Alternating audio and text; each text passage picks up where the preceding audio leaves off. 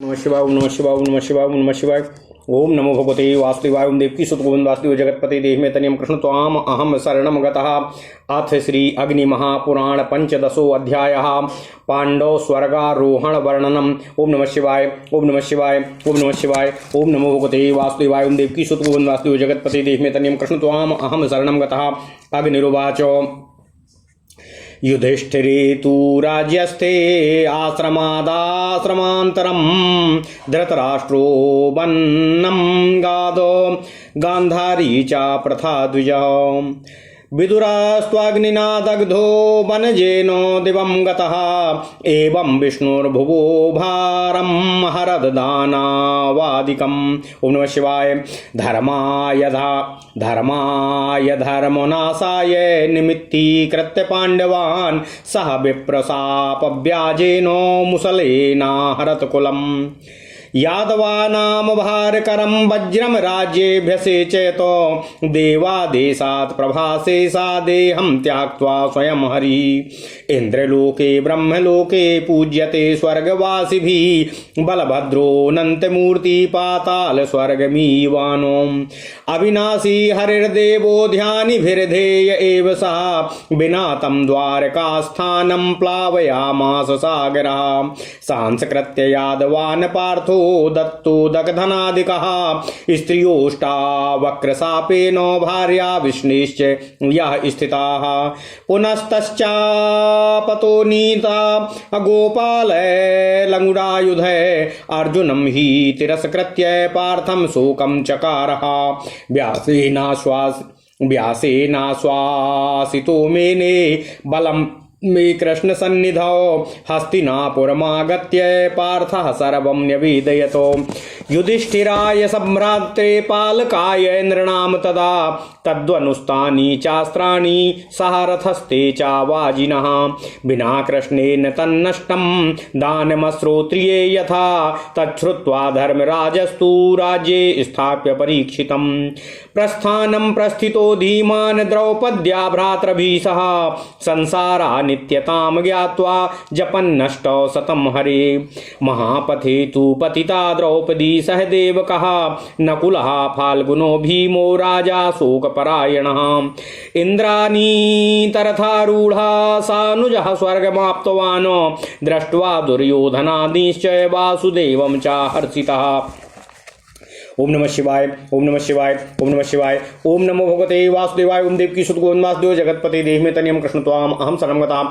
अथ श्री अग्नि महापुराण 15वां अध्याय यदुकुल विनाश तथा पांडव स्वर्ग गमन। ओम नमः शिवाय ओम नमः शिवाय ओम नमः शिवाय। श्री अग्निदेव जी ने कहा, हे वशिष्ठ जी, हे ब्राह्मण, जिस समय युधिष्ठिर राज सिंहासन पर विराजमान हो गए उसके बाद धृतराष्ट्र गृहस्थ आश्रम से वानप्रस्थ आश्रम में प्रविष्ट हो वन की ओर प्रस्थान कर गए अथवा ऋषियों के एक आश्रम से दूसरे आश्रमों में होते हुए वे वन को प्रस्थान कर गए। उनके साथ देवी गांधारी और प्रथा कुंती भी वन को प्रस्थान कर गईं। विदुर जी दावानल से दग्ध हो स्वर्ग सिधार गए। इस तरह भगवान श्री हरि विष्णु ने पृथ्वी का भार उतारा और धर्म की स्थापना तथा अधर्म का विनाश करने के लिए पांडवों के निमित्त बनकर दानव दैत्य आदि का विनाश किया। इसके बाद पृथ्वी का भार बढ़ाने वाले यादव वंश का भी ब्राह्मणों के श्राप के बहाने मूसल के द्वारा विनाश कर डाला।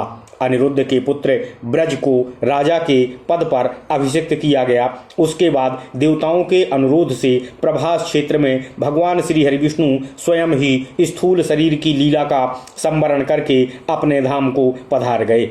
वे इंद्रलोक और ब्रह्मलोक में स्वर्गवासी देवताओं द्वारा पूजित होते हैं। बलभद्र जी शेषनाग के स्वरूप थे, इसलिए उन्होंने पाताल रूपी स्वर्ग का आश्रय लिया। अविनाशी भगवान श्री हरि विष्णु ध्यानी पुरुषों के ध्येय हैं। उनके अंतर्ध्यान हो जाने पर समुद्र ने उनके निजी निवास स्थान को छोड़कर शेष द्वारकापुरी को अपने जल में विलीन कर लिया।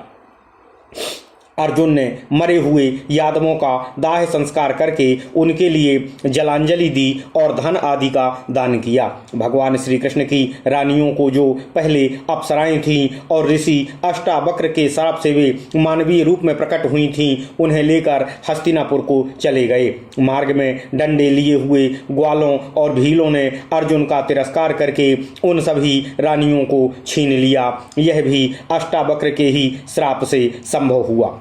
इससे अर्जुन के मन को बड़ा शोक हुआ।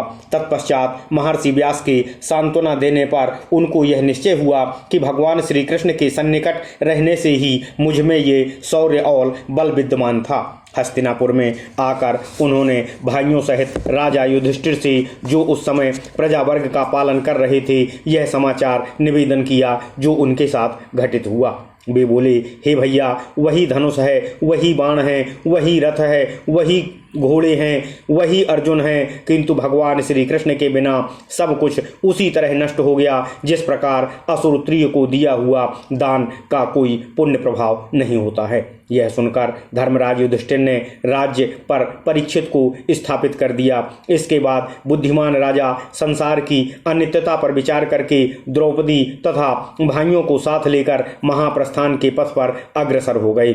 मार्ग में भी भगवान श्री हरि विष्णु अष्टोत्तर सतनामों का जाप करते हुए यात्रा कर रहे थे। उस महापथ में क्रमशः द्रौपदी, सहदेव, नकुल, अर्जुन और भीमसेन एक एक करके गिर पड़े। इससे राजा शोकमग्न हो गए। उनके बाद वे इंद्र के द्वारा लाए हुए रथ पर आरूढ़ हो दिव्य रूपधारी भाइयों सहित स्वर्ग को प्रस्थान कर गए। वहां उन्होंने दुर्योधन आदि सभी धृतराष्ट्र पुत्रों को देखा। उसके बाद उन पर कृपा करने के लिए अपने धाम से पधारे हुए भगवान वासुदेव श्री कृष्ण का दर्शन किया। इससे उनको बड़ी प्रसन्नता हुई। यह मैंने आपको महाभारत का प्रसंग सुनाया है। जो इसका पाठ करता है वह स्वर्गलोक में प्राप्त हो सम्मानित होता है। ओम नमः शिवाय, ओम नमः शिवाय, ओम नमः शिवाय।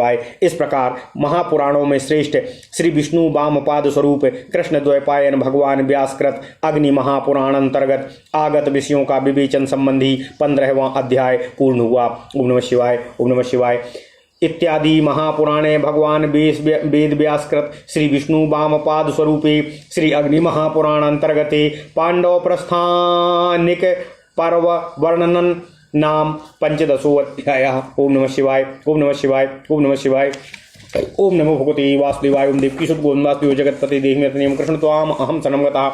अथ श्री अग्नि महापुराण 16वां अध्यायः बुद्धावतार वर्णनम। अग्निरुवाच। ओम नमः शिवाय, ओम नमः शिवाय। भक्ष्ये बुद्ध्यावतारं च पठतः शृण्वतुर्दथं पुरा देवासुरे युद्धे दैत्यैर्देवाः पराजिताः। रक्ष रक्षेति शरणं वदन्तो जगमुरीश्वरं मायामोहस्वरूपौसौ शुद्धोधनसुतो भवतो मोहयामास दैत्यांस्तास्त्याजित्य वेदधर्मकं ते च बौद्धा बभुर्बुर्हि तेभ्योऽन्ये वेदवर्जिताः।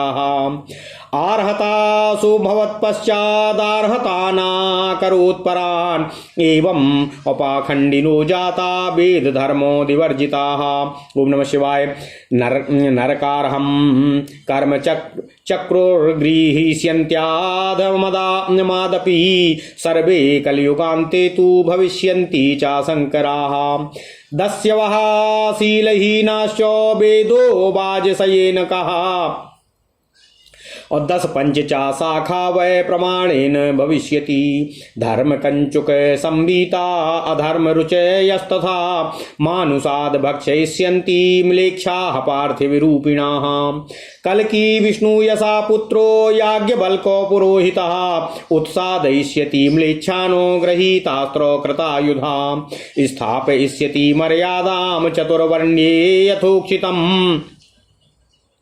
स्थापयिष्यति मर्यादां चतुर्वर्ण्ये यथोचिताम्। आश्रमेषु च सर्वेषु प्रजा सद्धर्मवर्त्मनिः। कल्कि रूपं परित्यज्य हरिः स्वर्गो गमिष्यति। ततः कृतयुगं नामो पुरावत् संभविष्यति। वर्णाश्रमाश्च धर्मेषु स्वेषु स्थास्यन्ति सत्तमः। एवं सर्वेषु कल्पेषु सर्वमन्वन्तरेषु च अवतारा असंख्याता अवतारा असंख्याता अतीता नागतादयः विष्णोर्दशावतारान् सान्यः पठे शृणुयान् नरः असोवाप्तकामो विमलः सकुलः स्वर्गमाप्नुयात् धर्माधर्म व्यवस्थानामेवं वै कुरुते हरिः अवतीर्णः सा जगतः सर्गादे कारणम हरिः। ओम नमः शिवाय ओम नमः शिवाय ओम नमः शिवाय ओम नमो भगवते वासुदेवाय ओम देवकी सुत गोविंद वासुदेव जगतपति देव में तनियम कृष्ण त्वाम अहम सनमगता।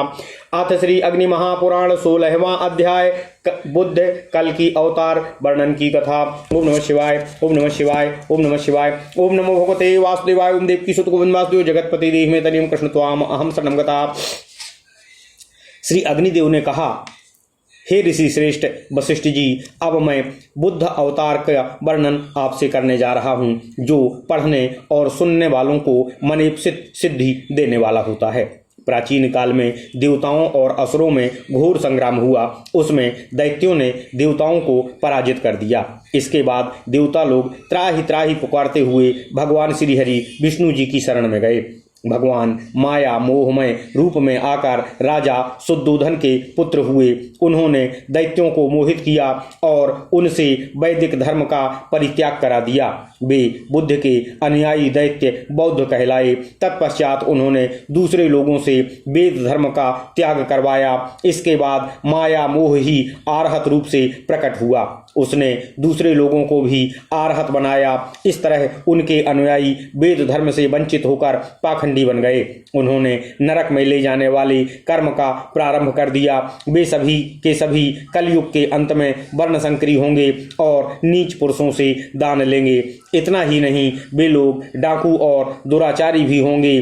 बाज स्नेह बृहदारण्यक मात्र ही वेद कहलाएगा। वेद की 5 शाखाएं ही प्रमाणीभूत मानी जाएंगी। धर्म का चोला पहने हुए सभी लोग अधर्म में ही रुचि रखने वाले होंगे। राजा रूपधारी म्लेच्छ मनुष्यों का ही भक्षण करेंगे। तत्पश्चात भगवान कल की प्रकट होंगे। वे भगवान श्री हरि विष्णु यशा के पुत्र के रूप में अवतीर्ण होकर याज्ञवल्क्य को अपना पुरोहित बनावेंगे। उनको अस्त्र शस्त्र विद्या का पूर्ण परिज्ञान होगा। वे हाथ में अस्त्र शस्त्र लेकर म्लेच्छों का विनाश कर डालेंगे तथा चारों वर्णों और समस्त आश्रमों में शास्त्रीय मर्यादा स्थापित करेंगे। समस्त प्रजा को धर्म के श्रेष्ठतम मार्ग पर चलाएंगे। तत्पश्चात भगवान श्री हरि विष्णु कल की रूप का परित्याग करके अपने धाम को प्रस्थान कर जाएंगे। इसके बाद भी पूर्ववत सतयुग का साम्राज्य होगा। हे साधु श्रेष्ठ वशिष्ठ जी, सभी वर्ण और आश्रम के लोग अपने अपने धर्म में दृढ़ता पूर्वक नियत हो जाएंगे।